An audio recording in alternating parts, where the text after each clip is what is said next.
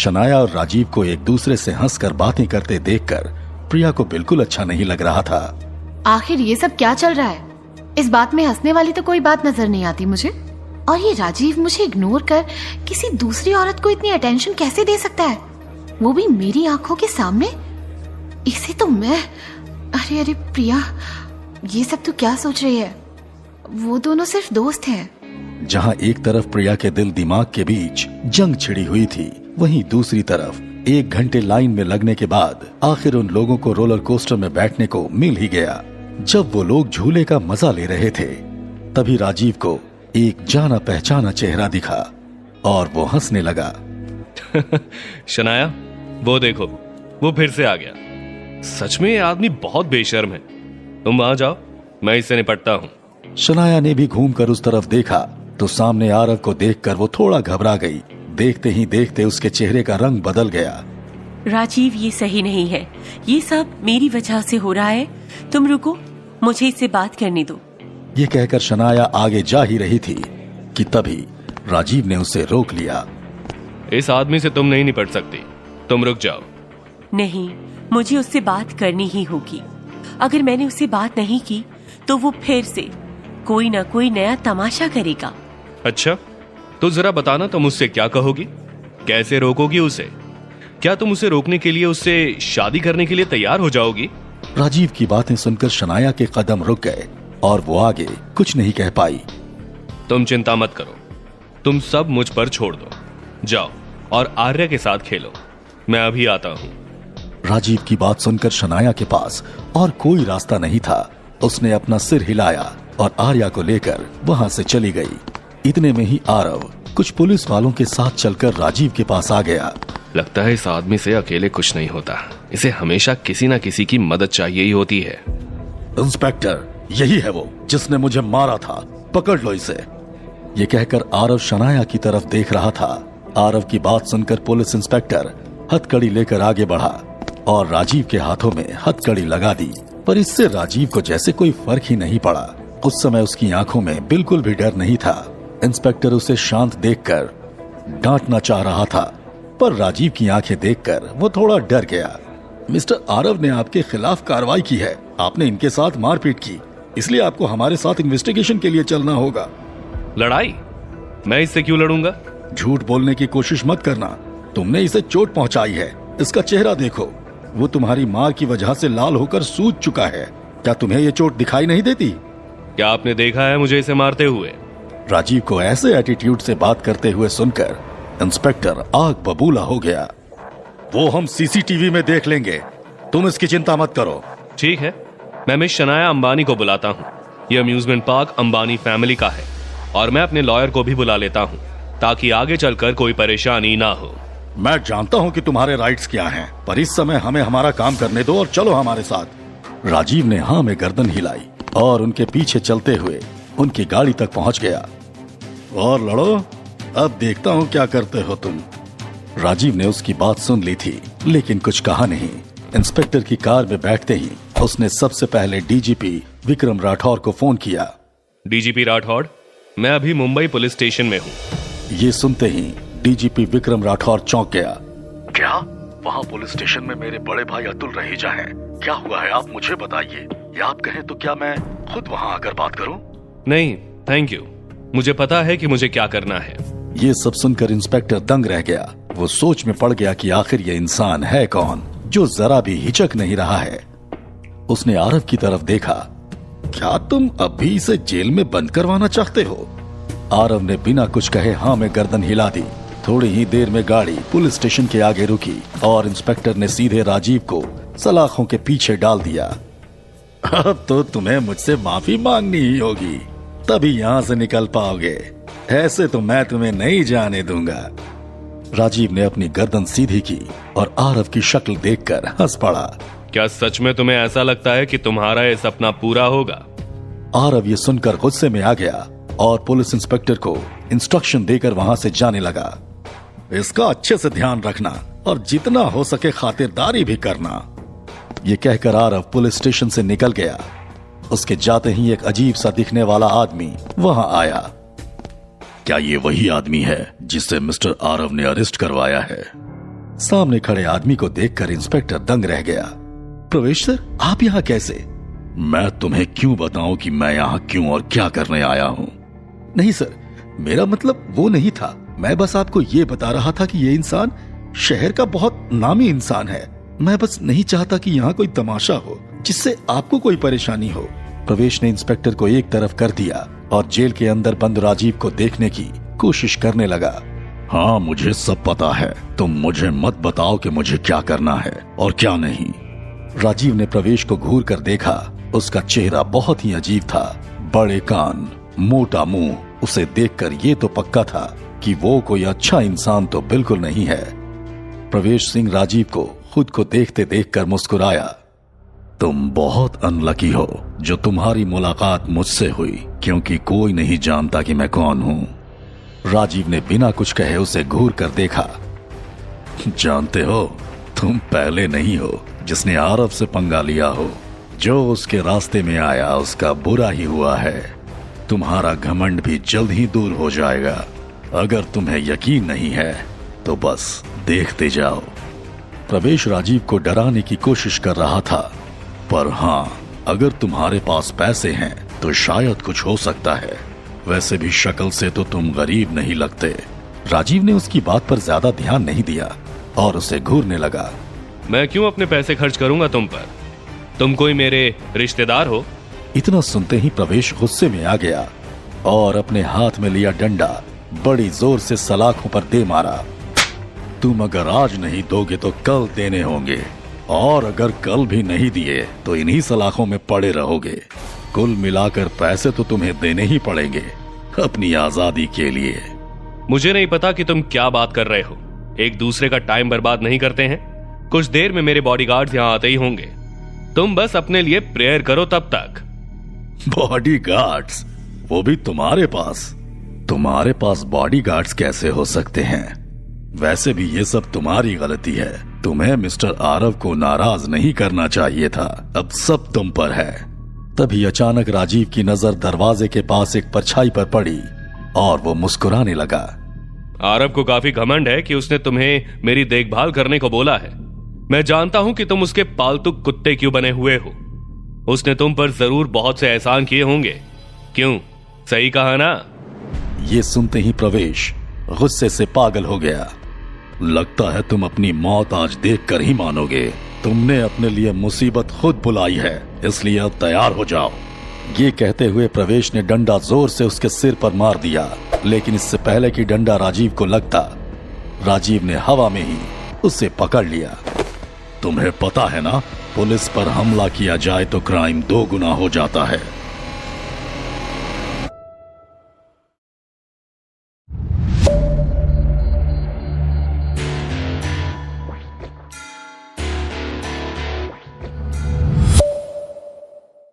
प्रवेश की बात सुनकर राजीव ने घूर कर उसकी तरफ देखा। मैं कोई क्रिमिनल नहीं हूं। अगर तुम मुझ पर हाथ उठाते हो तो मैं अपना बचाव करने के लिए तुम्हें जरूर रोकूंगा। लेकिन मुझे तो ऐसा नहीं लगता कि इस समय तुम कुछ भी कर सकते हो। याद रखना, इस समय तुम्हारी मदद के लिए कोई भी आने वाला नहीं है।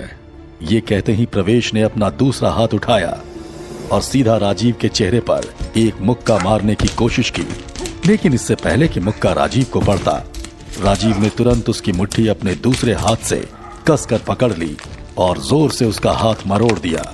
इसके साथ ही चटकने की आवाज आई और प्रवेश बुरी तरह से चीखने से खुद को रोक नहीं सका।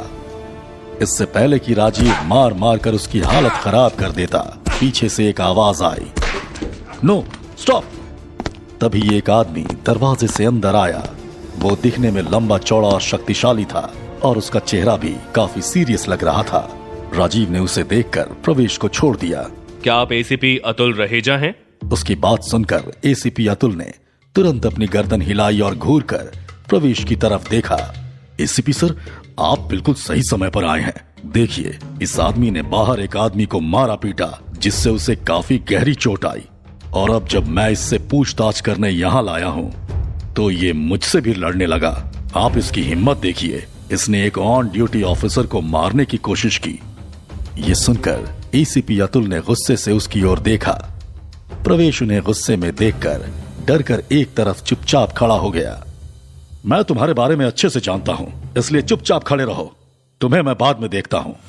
ये कहकर एसीपी अतुल रहेजा राजीव की तरफ मुड़े और उनके सामने गर्दन झुकाकर उनसे माफी मांगी।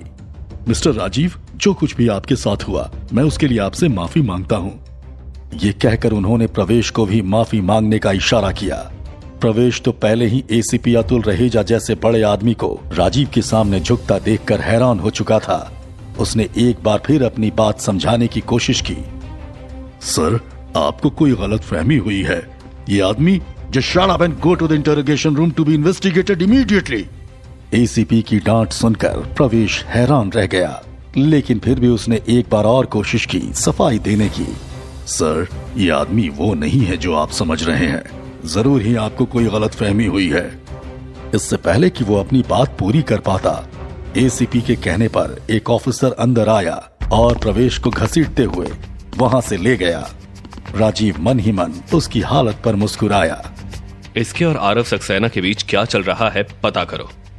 डोंट वरी, मैं पर्सनली इसकी इन्वेस्टिगेशन करूंगा। अभी के लिए आप जाइए और एक बार फिर से जो कुछ भी हुआ है उसके लिए आई एम सॉरी। राजीव ने सिर हिलाया और पुलिस स्टेशन से बाहर जाने लगा कि तभी उसकी नजर आरव से टकराई। आरव उसे इतनी आसानी से बाहर आते देखकर चिढ़ गया और राजीव के पीछे आते एसीपी अतुल पर भड़क गया। ओह, तो राजीव तुम्हारी जेब गर्म करके इतनी जल्दी बाहर चला गया। लेकिन ज्यादा खुश होने की जरूरत नहीं है। अभी तुम जानते नहीं कि मैं कौन हूँ।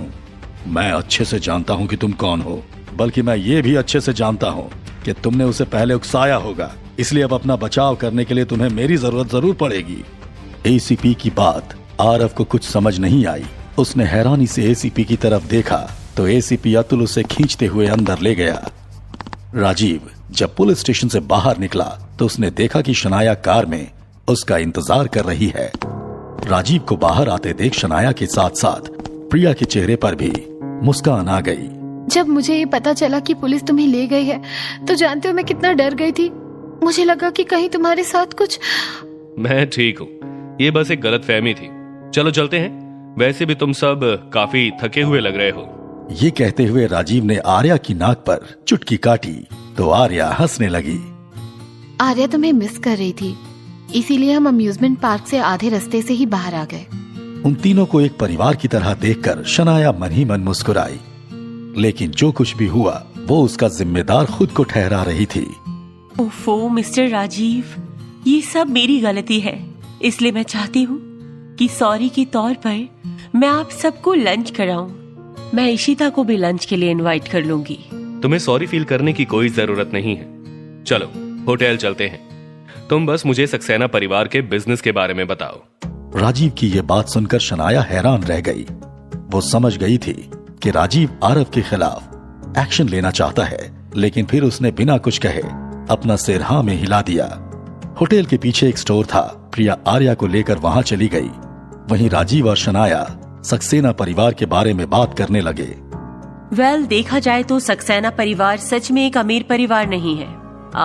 मेरे कहने का मतलब ये है कि पिछली 3 पीढ़ियों से वो लोग बिजनेस कर रहे हैं, पर उनका बिजनेस इतना भी बड़ा और नामी नहीं था।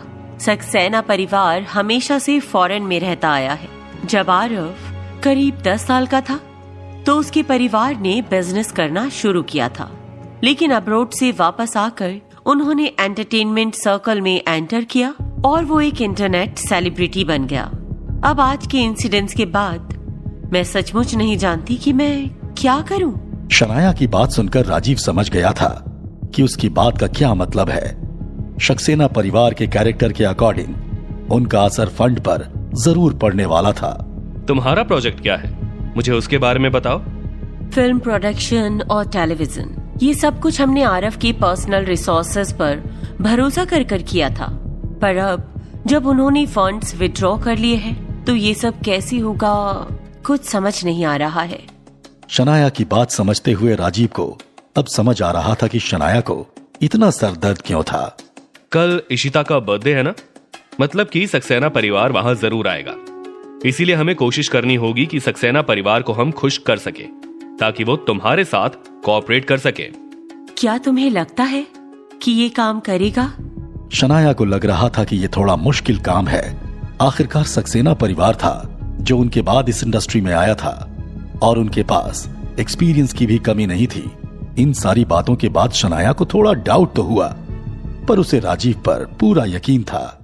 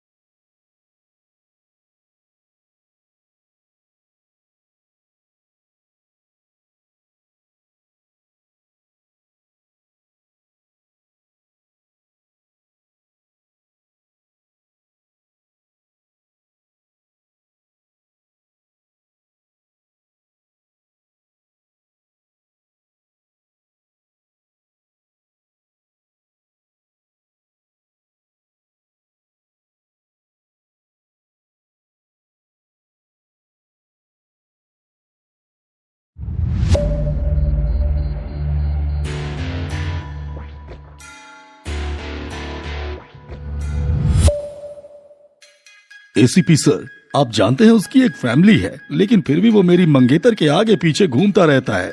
क्या आपको लगता है कि हमें उसकी रिपोर्ट करनी चाहिए? आप तो आर्मी हेडक्वार्टर्स के लोगों को भी बहुत अच्छे से जानते हैं, है ना? ये सुनकर एसीपी अतुल रहेजा की आंखें चमकने लगी। क्या तुम सीरियस हो? और ये सारी बात जो तुमने अभी कही वो सच है? लेकिन ये सब सच कैसे हो सकता है? वैसे भी शनाया अंबानी और उसकी पत्नी के बीच अच्छा रिश्ता है। अगर तुम्हारी ये बात झूठ हुई तो वो हमें छोड़ेगा नहीं। आप डरिए मत, इस बार उस राजीव को हमारे सामने अपना सिर झुकाना होगा और हमसे माफी भी मांगनी होगी। ये सुनकर उन तीनों ने एक दूसरे की ओर देखा और एक साथ हंसने लगे। कल इशिता अंबानी का बर्थडे है। हमें इस मौके का फायदा उठाकर राजीव का असली चेहरा अंबानी परिवार के सामने लाना होगा। शनाया एक बड़े परिवार की बेटी है, इसलिए वो अपनी बेटी को किसी भी मैरिड आदमी के साथ रहने की इजाजत नहीं देगी। अपनी बात खत्म करने के बाद आरव वहां से उठकर चला गया। अगले दिन राजीव ईशिता की बर्थडे पार्टी में प्रिया और आर्या के साथ पहुंच गया। वहां पहुंचने के बाद उसे पता चला कि ईशिता असल में शनाया की चचेरी बहन है। ईशिता के पिता विराट अंबानी ने काफी साल पहले अपना अलग बिजनेस शुरू किया था और देखते ही देखते उनका बिजनेस आसमान की ऊंचाइयों को छूने लगा। शनाया और ईशिता हम उम्र होने के कारण एक साथ पली बढ़ी थी, इसलिए वो एक दूसरे की बहन होने के साथ साथ बेस्ट फ्रेंड भी थी। कोई भी एक नजर में उन्हें देखकर ये नहीं कह सकता था कि वो दोनों सगी बहनें नहीं हैं। राजीव ने जब वेन्यू पर पहुंचकर चारों तरफ अपनी नजरें घुमाकर देखी तो वो ये समझ गया कि आज की बर्थडे पार्टी एक बड़ा इवेंट होने वाला है। ये हॉल काफी बड़ा था और इसमें कम से कम 300-400 से ज्यादा लोग अभी मौजूद थे और बाकी के गेस्ट भी आ रहे थे। पार्किंग में एक समय पर 1000 गाड़ी खड़ी हो सके इस तरह तैयार की गई थी। कुछ मेहमान अपने साथ बहुत ही महंगा गिफ्ट लेकर आए थे ताकि वो अंबानी परिवार को खुश करके उनके करीब जा सके। इशिता आंटी! आर्या की आवाज सुनकर राजीव ने जल्दी से पलट कर देखा तो व्हाइट गाउन पहने ईशिता सीढ़ियों से नीचे उतर रही थी। उसके चेहरे पर इस समय बहुत खुशी नजर आ रही थी। आसपास खड़े लोग ईशिता को देखते ही उसकी तारीफ करने लगे। हर कोई उससे बातें करना चाहता था, लेकिन ईशिता सबको इग्नोर करती हुई सीधा राजीव और प्रिया के पास जा पहुंची। ओह वाह, राजीव, प्रिया, तो फाइनली तुम लोग आ गए। जानते हो, इन दिनों मैंने तुम दोनों को बहुत याद किया। ईशिता से उनसे हंसकर मिलने और बात करने से हॉल में खड़े लोग राजीव और प्रिया के बारे में बात करने लगे। सभी को लग रहा था कि वो हो न हो कोई फेमस पर्सनैलिटी है। जब उन्होंने देखा कि उस आदमी ने एक बच्चे को गोद में लिया हुआ है तो उन्होंने राहत की सांस ली, ये सोचकर कि शुक्र है अंबानी परिवार की ये बेटी अभी भी सिंगल है। वहीं उन तीनों को देखकर लग रहा था कि वो 3 लोगों का खुशहाल परिवार है, लेकिन लोग असल में इस परिवार के बारे में कुछ भी नहीं जानते थे। राजीव ने ईशिता को ऊपर से नीचे तक बड़े ध्यान से देखा।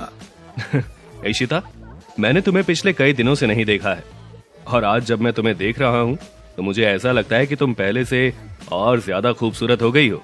राजीव के ऐसे चिढ़ाने से ईशिता खिलखिलाकर हंस पड़ी। राजीव, सच में तुम बहुत अच्छे से जानते हो कि मुझे कैसे खुश रखना है। इशिता, ये तुम्हारा बर्थडे गिफ्ट है। Hope you like it. Happy birthday once again. Ishita ने मुस्कुराकर वो गिफ्ट हाथ में लिया और राजीव और प्रिया को देखकर थैंक यू का इशारा किया। ईशिता ने राजीव के कहने पर जब गिफ्ट बॉक्स खोला तो उसके अंदर एक बेहद खूबसूरत ब्रोच था, जिसे प्रिया दिल्ली से ईशिता के गिफ्ट के रूप में लेकर आई थी।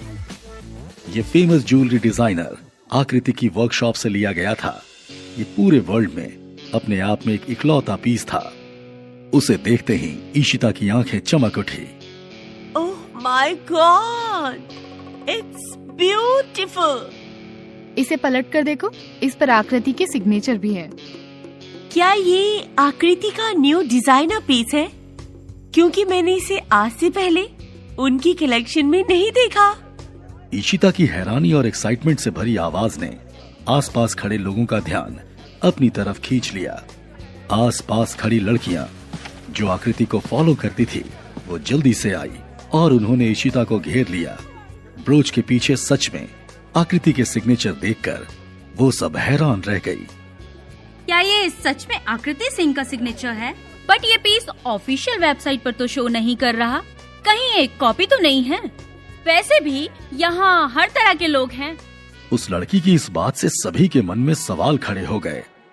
ये सही बोल रही है, मुझे तो यकीन ही नहीं होता। हाँ, इस लड़की ने ईशिता अंबानी को जरूर ये डुप्लीकेट पीस देकर ठगने की कोशिश की है।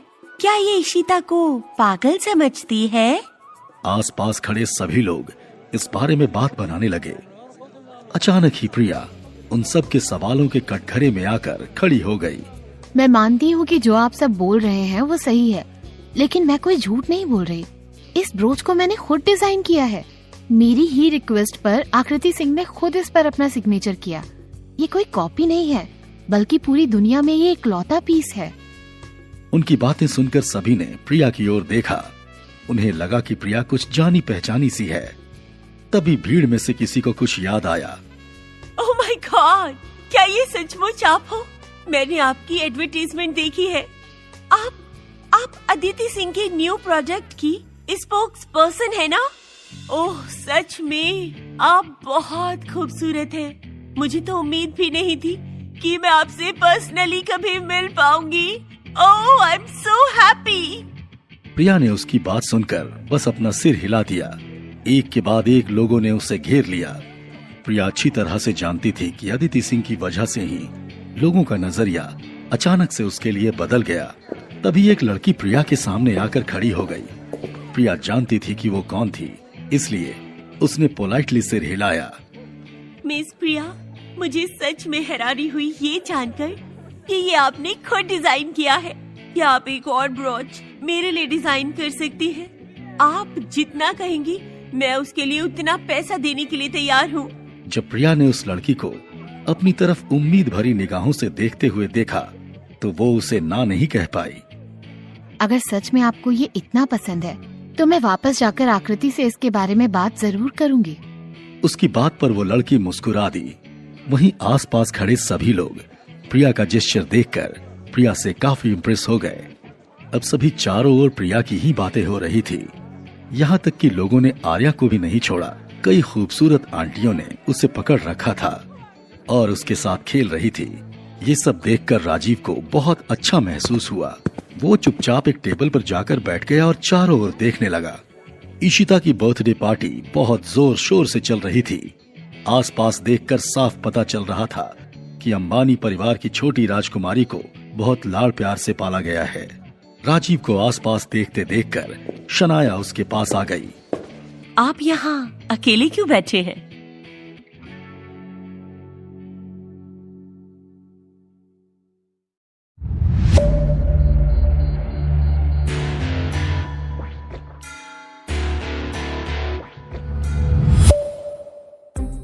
आप यहाँ अकेले क्यों बैठे हैं? आइए, मैं आपको इस शहर की कुछ इम्पोर्टेंट परिवारों से मिलवाती हूँ। राजीव ने अपना सिर हिलाया और शनाया के साथ दूसरी तरफ चला गया। चाचा जी, कैसे हैं आप? शनाया ने जैसे ही आवाज दी, विराट अंबानी ने पलटकर उनकी तरफ देखा और चौंक गया। शनाया, क्या ये तुम्हारा बॉयफ्रेंड है? नहीं नहीं चाचा जी, मैं और राजीव सिर्फ दोस्त हैं। विराट अंबानी ने सुनकर सिर हिलाया। चाचा जी ये सब छोड़िए, इनसे मिलिए तो। ये राजीव है जिनके बारे में मैंने आपको पिछली बार बताया था। राजीव, मुझे उम्मीद नहीं थी कि इतनी कम उम्र में तुम्हारे पास इतनी अच्छी आईसाइट होगी। विराट ने राजीव को ऊपर से नीचे तक देखा। राजीव ना तो हम्बल था ना एरोगेंट। उसके इस नेचर ने विराट को राजीव के बारे में जानने के लिए और भी ज्यादा क्यूरियस कर दिया। विराट की पर्सनैलिटी भी काफी इम्प्रेसिव थी, इसलिए राजीव भी उससे काफी इम्प्रेस लग रहा था। ईशिता ने मुझे बताया कि दिल्ली में तुमने उसका बहुत ध्यान रखा था, उसके लिए thank you. Welcome sir. Miss Ambani और हम अच्छा काम कर रहे हैं और उन्होंने मेरी भी बहुत मदद की है। आपको ये कहने की जरूरत नहीं, मैं उसे अच्छे से जानता हूँ। मुझे इस बात की भी खुशी है कि तुम उसे बर्दाश्त कर सकते हो। विराट को ईशिता के बारे में ऐसे बात करता हुआ सुनकर राजीव अपनी हंसी रोक न सका। वहीं खड़ी शनाया भी ये सुनकर हंसने लगी। चाचा जी, मैं आपको फॉर्मली इंट्रोड्यूस करवाती हूँ। राजीव हाईटेक सिटी प्रोजेक्ट में शेयर होल्डर भी है। ये सुनकर विराट समझ गया कि उसकी भतीजी शनाया क्या कहना चाहती है। विराट तुरंत ही आसपास खड़े अमीर लोगों से राजीव की सिफारिश करने लगे। विराट अंबानी की वजह से सभी राजीव के साथ बहुत ही नरमी और प्यार से पेश आ रहे थे।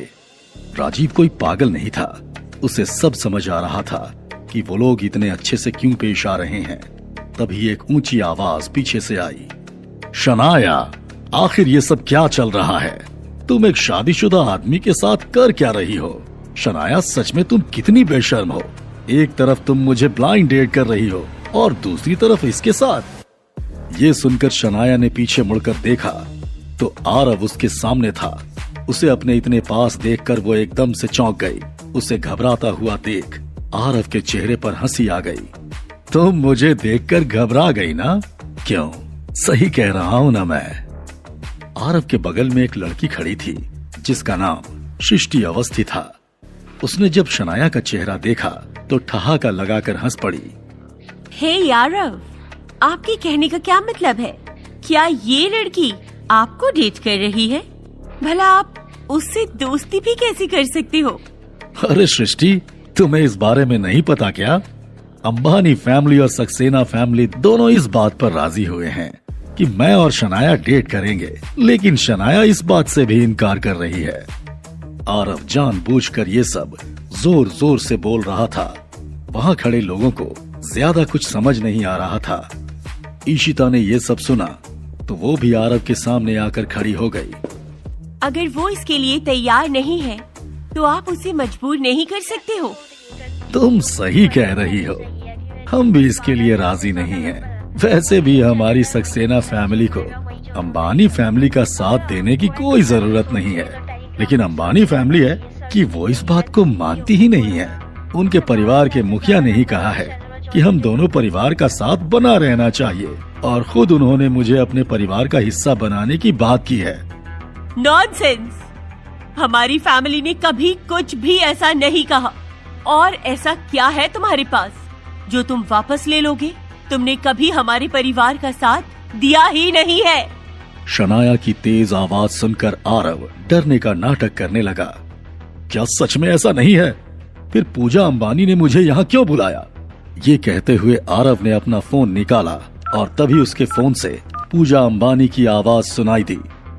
डोंट वरी आरव, शनाया अभी बच्ची है, उसमें अभी समझ नहीं है।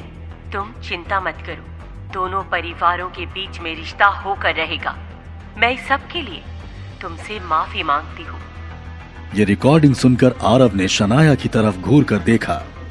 ये सब सुनकर शनाया को महसूस हो रहा था कि आसपास के लोगों की नजर उसे ही देख रही है। मिस्टर आरव अभी विदेश से आए हैं और उन्होंने वहां का रहन सहन भी देखा है। उन्हें लगता है जैसा वहां होता है वो यहाँ भी होता है। जो कि बिल्कुल गलत है। अगर किसी लड़का और लड़की के बीच में बातचीत है तो क्या उनका रिश्ता हमेशा गलत ही होता है? उनकी इस छोटी सोच पर मुझे तो हंसी आ रही है। ऐसा लगता है जैसे कोई अनपढ़ सालों विदेश में रहने के बाद भी कुछ नहीं सीख पाया हो। इतनी देर से आरव की बकवास सुन रहे विराट अंबानी भी अब चुप न रह सके। सही कहा तुमने राजीव, और आरव तुम अब चुप हो जाओ। तुम्हें किसने बुलाया यहाँ पर? मैं यहाँ इनवाइट करने पर ही आया हूँ। ये सुनकर विराट अंबानी ने अपने असिस्टेंट की ओर देखा। हमने सक्सेना फैमिली के साथ कोऑपरेट किया है, इसलिए मैं समझ गया कि तुम यहाँ क्यों आए हो, क्योंकि इशिता का बर्थडे है तो जरूर तुम सबको एंटरटेन करने यहाँ आए होगे, है ना? वैसे आरव, तुम बस एक ट्रेनी हो जिसे इसके अलावा कुछ नहीं आता। अगर तुम्हारे परिवार के पास पैसे नहीं होते तो तुम एंटरटेनमेंट इंडस्ट्री में भी बिजनेस नहीं कर पाते। तो अब ज्यादा हवा में मत उड़ो। राजीव की बात सुनकर सब हंसने लगे, लेकिन आरव ने उससे कुछ नहीं कहा। मुझे कोई फर्क नहीं पड़ता कि तुम मेरा मजाक उड़ाओ या कुछ भी करो, पर शनाया, तुम ये बात अच्छे से याद रखना कि तुम मेरी हो और तुम इस राजीव के साथ बिल्कुल नहीं रह सकती। ये कहते हुए आरव ने अपना फोन निकाला, जिसमें शनाया और राजीव की बहुत सारी फोटोज थी, जिसमें वो 2 दिन पहले एक प्रोजेक्ट के लिए एक मीटिंग में मिले थे। उन फोटोज को देखकर वहां मौजूद लोगों को विश्वास नहीं हुआ। वो सब हैरान रह गए और लोगों में बातचीत शुरू हो गई। ये कैसे हो सकता है? चाहे कोई भी हो, पर कोई लड़की किसी शादीशुदा आदमी के साथ रिश्ता नहीं रख सकती। ये गलत है। मैं नहीं जानता कि किसने किसके साथ बात की, पर मैं ये जानता हूँ कि जब राजीव दिल्ली में थे तो वो एक औरत के साथ रह रहे थे। राजीव, क्या आप अंबानी फैमिली के दामाद बनना चाहते हैं? अफसोस कि अब बहुत देर हो चुकी है। ओहो, कहीं तुम ये तो नहीं सोच रहे हो ना कि तुम तो अपनी बीवी से डिवोर्स ले लोगे और ये शनाया एंगेजमेंट तोड़कर तुमसे शादी कर लेगी? उफ, ये कितने अफसोस की बात है। आसपास खड़े लोग आपस में बातें बनाने लगे। लोगों की बात सुनकर शनाया कुछ भी नहीं कह पाई, लेकिन जब उसने पहली सगाई तोड़ी थी तब लोगों ने उसका खूब मजाक बनाया था और अब उसकी वजह से राजीव भी मुसीबत में पड़ गया था।